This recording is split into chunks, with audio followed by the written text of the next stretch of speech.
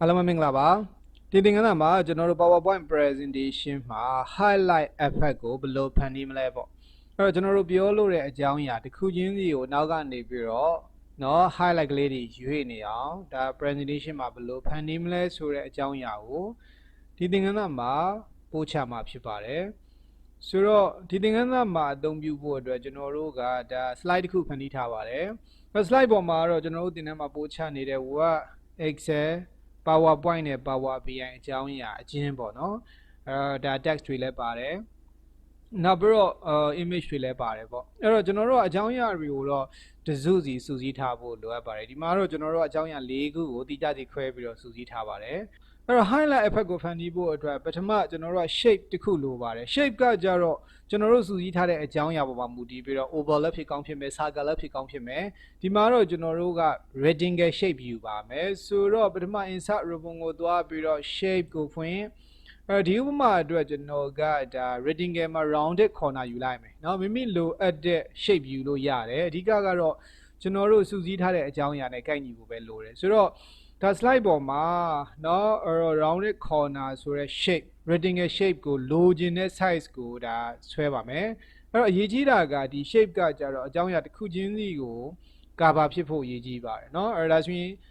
လာဒါတစ်ခုချင်းစီအတွက်လာဒါ cover ဖြစ်တယ်လို့ပြောလို့ရတယ်နောက်ထပ် shape အကြီးတစ်ခုလိုပါတယ်ဆိုတော့ကျွန်တော်တို့ကအခု display မှာမြင်နေရတဲ့ slide ကိုအသေးဆုံးကိုထားလိုက်မယ်အဲ့တော့ keyboard က control key ကိုဖိထားပြီးတော့ mouse pin ကိုနောက်ကိုဆွဲမယ်ဆိုရင် slide ကိုသေးတာเนาะအဲ့တော့ keyboard က control ကိုဖိထား mouse pin ကိုရှေ့ကိုလှည့်မယ်ဆိုရင် slide ကိုကြီးတာဆိုတော့ဒီမှာနောက်ကိုဆွဲပြီးတော့เนาะ mouse pin ကိုနောက်ကိုဆွဲပြီးတော့ slide size ကိုအများကြီးသေးလိုက်မယ်ပြီးတော့ကျွန်တော်တို့က shape အကြီးကြီးတစ်ခုလိုတယ်ဒီနေရာမှာတော့ rectangle shape ပဲယူမှာဖြစ်တဲ့အတွက် insert ribbon ရဲ့ shape ကိုဖွင့်ပြီးတော့ကျွန်တော်တို့ကဒီမှာတော့ rectangle ယူလိုက်မယ်เนาะအဲ့တော့ rectangle shape ကိုတော့ကျွန်တော်တို့က size တော်တော်ကြီးကြီးဆွဲလိုက်တယ်နော်အဲ့တော့ဒီမှာတော်တော်ကြီးကြီးဆွဲလိုက်ပါတယ်ဒီတစ်ခုသတိပြုပါမယ်အဲ့တော့ဒီမှာတော့ shape အကြီးနဲ့ shape အသေးနှစ်ခုရှိတယ်လို့ပြောလို့ရတယ်ဒီလိုအခြေအနေမျိုးမှာကျွန်တော်က selection panel ဖွင့်ပြီးတော့ object တွေကိုကင်တွယ်တာပို့အဆင်ပြေတာဖြစ်တဲ့အတွက် format ribbon မှာ selection panel selection pane ကိုဖွင့်လိုက်တဲ့အခါမှာသူက object တွေကိုအစဉ်တိုင်းတွေ့ရတာပဲဟိုထိပ်ဆုံးမှာကျတော့နောက်ဆုံးထည့်လိုက်တဲ့ object နှစ်ခုတွေ့ရတယ်အဲ့တော့ဒီမှာသိတာဖို့အတွက်ပထမထည့်ထားတဲ့ shape ကို select မှတ်ပြီးတော့ drag အပေါ်ကိုဖိဆွဲလိုက်မယ်ဆိုရင်ပထမထည့်ထားတဲ့ rounded corner shape ကကျတော့အပေါ်ကိုရောက်လာပြီမြင်သာအောင်သူ့ကို select မှတ်ထားသေးပဲเนาะကျွန်တော်တို့ fade color ကိုဒါမြင်သာအောင်ပြင်လိုက်တာကိုယ်တိုင်သိရင်ပြဿနာမရှိဘူးဒီမှာပို့ချချက်မို့လို့ကျွန်တော်တို့ကမြင်သာအောင် shape နှစ်ခုကိုမြင်သာအောင်မတူတဲ့ color လေးတွေပေးလိုက်တာဖြစ်ပါတယ်ဆိုတော့ဒီမှာဆိုရင် shape ကနှစ်ခုရှိတယ်ပေါ့လေဆိုတော့ shape ကြီးကို select မှတ် keyboard က control ကိုဖိထားဒုတိယ shape ကို select မှတ်ဒါဆိုရင် shape နှစ်ခုတွဲလို့ select မှတ်ထားတယ်အဲ့ဒီအခြေအနေမှာ format ribbon ကိုဝင်နော်အဲ့တော့ align ကိုဖွင့်ပြီးတော့ကျွန်တော်တို့ align center လို့တစ်ချက်ပြောနောက်ပြီးတော့ align middle လို့တစ်ချက်ပြောဒါဆိုရင်သူက shape နှစ်ခုကကြတော့ center middle align လုံးဝညီနေပြီအဲ့ဒီအခြေအနေမှာ format ribbon ရဲ့ဟိုးရှေ့မှာ mark shape ရှိတယ်တစ်ချက်ဖွင့်ပြီးတော့ကျွန်တော်တို့ကဒီမှာတော့ union တို့ combine တို့ pointer တင်ကြည့်လိုက် combine ဆိုရင်ပေါင်းသွားတာเนาะအဲ့တော့ကျွန်တော်တို့ဒီမှာ combine ကိုရွေးလိုက်တဲ့အခါမှာเนาะအဲ့တော့ပထမ shape နဲ့ဒုတိယ shape ကစုံမှတ်မှာဖြတ်သွားတယ်ပေါ့ဗျာเนาะဒီလိုလေးတွေရတယ်ပေါ့အဲ့တော့ shape ကိုလိုသလို format လုပ်ဖို့အတွက် format ribbon မှာရှိနေတဲ့ shape style နောက်မှာရှိနေတဲ့ဒီ dialog box launcher arrow ကိုတစ်ချက်ဖွင့်ပြီးတော့ format panel ကိုဖွင့်ပြီးတော့ကျွန်တော်တို့အလုပ်လုပ်ပါမယ်အဲ့တော့ format panel မှာကကျတော့ကျွန်တော်တို့က fade color လေเนาะ fade and line မှာ fade ရှိတယ် line ရှိတယ်ပထမကတော့ကျွန်တော်တို့ကဘယ်ကိုဝင်လိုက်မလဲဆိုတော့ line ကိုဝင်လိုက်မယ် line မှာကျတော့ no line လို့ပြောဒါဆိုရင်ရပြီเนาะအဲ့တော့နောက်ဘယ်ဝင်မလဲဆိုတော့ fade ကိုဝင် fade မှာကကြတော့ကျွန်တော်တို့ပထမတစ်ခုအတွက်ဆိုရင် shape ကြီးကို select မှတ်ထားရပဲเนาะအဲ့တော့ fade and line မှာ fade ကိုဝင်ထားတယ် solid fade ကိုပဲရွေးထားတယ် fade color ကိုကျွန်တော်တို့ဒီဥပမာကြီးက black ကိုပဲရွေးလိုက်မယ် black ကိုရွေးတော့ဘာမှမမြင်ရတော့ဘူးဆိုတော့ကျွန်တော်တို့ highlight မလုပ်တဲ့အခြား object တွေကိုခက်မှိတ်မှိတ်မြင်နေတယ်ဆိုရင် transparency ကို 50% လောက်ထားလိုက်တာဒါဆိုရင် highlight မလုပ်တဲ့အခြားအကြောင်းအရာတွေကိုမြင်ရတယ်เนาะပြီးတော့မှကျွန်တော်တို့ highlight ကိုဘယ်တစ်ခုကို highlight လုပ်မလဲဆိုတော့လိုသလိုရွှေ့လို့ရတယ်ဆိုတော့ဒါပထမတစ်ခုကကြတော့ကျွန်တော်တို့က highlight ကကြတော့ဘယ်သူ့ကိုမှ highlight မလုပ်ဘူးမလုပ်တဲ့အတွက်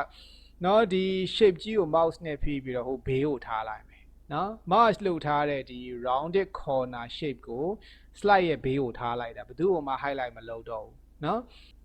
ကျွန်တော် highlight ကိုနေရာရွှေ့တဲ့အခါမှာကျွန်တော်တို့ယူလိုက်တဲ့ shape ကြီးက slide အားလုံးကိုနော်ဒီနည်းအားဖြင့် slide ပေါ်မှာရှိနေတဲ့ object အားလုံးကိုဖုံးမိနေဖို့အုပ်မိနေဖို့တော့အရေးကြီးတယ်ဒါကြောင့်မို့လို့ကျွန်တော်က shape ကိုကြီးယူခဲ့တာပြီးတော့ကျွန်တော်တို့ကဒီအလား shape ကြီးကိုလည်းဒါ smart guide ကိုကြည့်ပြီးတော့အလဲတက်တဲ့နော်အဲ့တော့ဒီ center align ညီအောင်ထားလိုက်တယ်ဒါကတော့ပထမအဆင့်အနေနဲ့ပြင်လိုက်တာဆိုရင်ပထမ slide ကပြီးပြီဆိုပါတော့နော် slide တက်မနေဘက်နဲ့မှာရှိနေတဲ့ slide တက်မနေကိုဆက်လက်မှတ်ရတယ်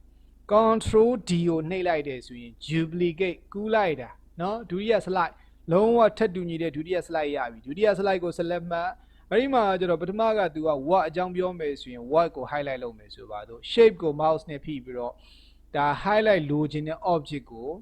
ရွှေ့ယူလိုက်တာပဲဒါပဲပြီးသွားပြီနော်အဲ့ဒီမှာဆို what အကြောင်းပြောမယ်ပေါ့